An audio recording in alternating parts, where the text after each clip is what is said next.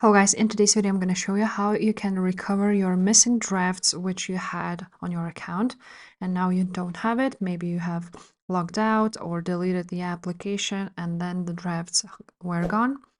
If you will find this guide useful, make sure to subscribe to this channel. And now, once you are on your profile, you want to click on those three lines at the top right corner, click on Settings and Privacy. Now you want to go ahead and scroll down until you see Report a Problem.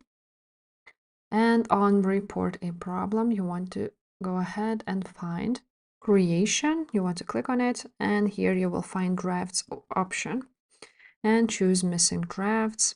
Now, you want to go ahead and click No and need more help. And here you want to go ahead and I want to recover. You want to write down, I have deleted the TikTok app and now I'm missing my drafts which I had on my account. Please recover them.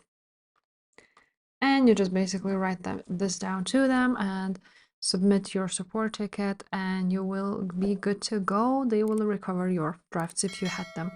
If this video was useful, please leave a like, subscribe to this channel, and I will see you next time. Bye.